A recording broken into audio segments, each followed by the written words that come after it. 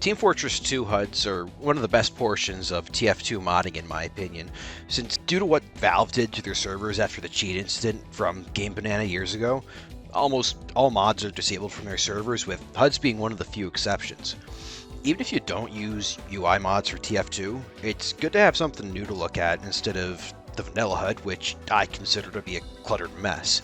I don't think there's anything wrong with wanting a new HUD for the game, but after seeing how a lot of them are over time, I've kinda garnered a dislike for a large majority of them, and it's because a lot of them are practically the same. While I can admit some of them do have things about them that help them stand out, especially such oldies like Brazil HUD, Eve HUD, Toon HUD, one of my personal favorites, and Ray's HUD. So many of these HUDs are identical to each other, with the only differences being main menu and the class select design. To show you what I mean, I'm going to display 6 photos on the screen, and all of these are from different HUD creators. I want you to tell me what these HUDs really bring to the table that many of the other HUDs made before them haven't done. For me, it's nothing. I understand why people make these types of HUDs or even like them. As a custom HUD user myself, I use a custom-made version of Toon HUD that goes for the look of pre-Season 3 Street Fighter V, and I've used many other minimalist HUDs before finally sticking to Toon HUD because they were interesting to me, as well as them having all the readily needed information right in front of me without any of the clutter.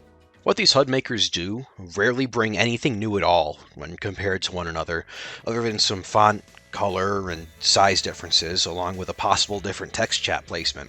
While the vanilla Team Fortress 2 UI can seem very cluttered, it still manages to ooze with style.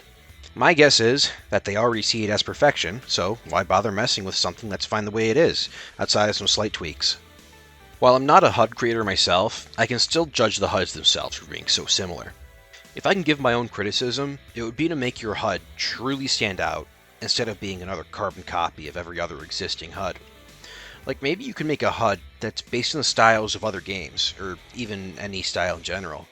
For example, while I'm not a UI designer, I would love to see if it's possible to replicate the looks of Street Fighter 3 Second Impact or Third Strike's aesthetics and incorporate that into a TF2 HUD. If I can give a good example of what breaks out of this norm of overly simplistic HUD, it's Z's HUD. Z's HUD is this bombastic, stylized UI that goes for the style of Persona 5. While I don't personally see myself using this, it just oozes with so much personality and looks. What's better is that the look doesn't just stop at the main menu. It goes even further to the UI itself in-game. Sure, I can see it being too over the top for some people, but it really does add something new to the HUD scene.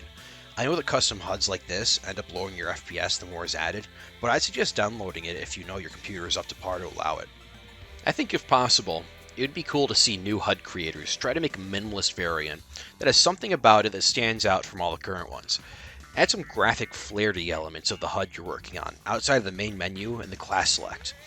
That way, it has more personality that really makes it more noticeable in the sea of oversimplified HUDs. And that's all I really wanted to say on the matter. Thank you for making it to the end of the video, as I spent a long while trying to work on and refine the script, especially recently thanks to the critiques of my fellow TF2 YouTuber, Whomobile. This is a topic that I've been interested in for a couple of months too off of YouTube, and I thought it'd be a good way to vent out my problems with current TF2 HUDs. I also want to thank my friend E.T. for being the voiceover for this video, as I don't feel comfortable doing commentary in my videos. I do have an idea for possibly doing another commentary video, where I talk about the beauty of 2000's Adult Swim bumps. But at the same time, I don't want this channel to become a commentary channel. If you're interested in the topic, please leave a comment saying you'd like to hear about it. Again, thank you for watching, and if you are interested in anything else I make, you can check out my channel. Have a good one.